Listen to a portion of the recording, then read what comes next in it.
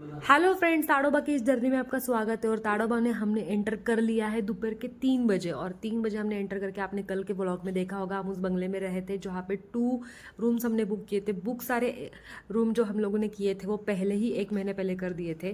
तो उसका रेंट था 4000 रुपीज़ पर डे, जो कि वहाँ पे ब्रेकफास्ट लंच डिनर इंक्लूडिंग था। AC रूम्स थे और अप्रैल में फुल सीज़न होता है, इसलिए हम लोगों ने पहले ही 1 महीने पहले ही बुकिंग कर लिया था। यहाँ पे हम लोगों ने 3 सफारीज़ भी बुक किए थे क्योंकि हमें साइटिंग करना था टाइगर्स के लिए, इसलिए हम लोगों ने 1 महीने पहले ही वो भी बुकिंग कर दिया था। सफारीज़ के लिए आपको बुकिंग करना पड़ता है वेबसाइट से। 7000 रुपीज़ पर सफारी बुकिंग होता है। ये हम लोग जा रहे हैं पहले सफारी में, जिथे तुम्ही जाताय सकाळी 5:30 वाजता।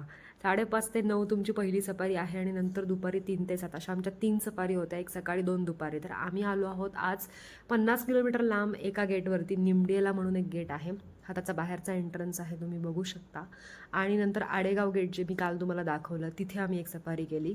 आणि इथे तुम्हाला फक्त चेकिंग करून कॅमेराचे चार्जेस देऊन, मोबाईल फोन अलाउड नाही आहे त्यामुळे कॅमेरा घेऊन जावा आणि तुम्हाला आतमध्ये एंट्री करावी लागते।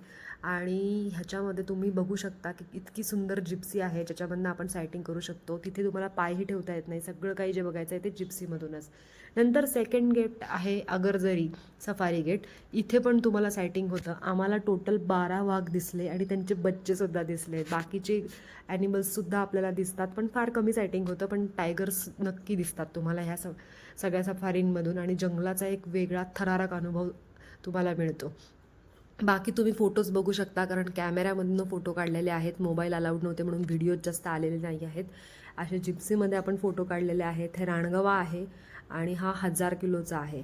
हे हरिण आणि वाघ, त्याचे बच्चे आणि आई त्यांचं रक्षण करते, परत वाघ कशी शिकार करतो, हे सगळं आम्हाला अनुभवायला मिळालं आहे या तिन्ही सायटिंगमध्ये।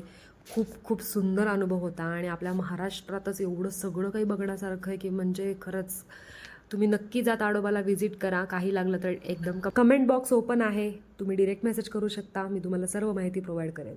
Thank you, bye bye.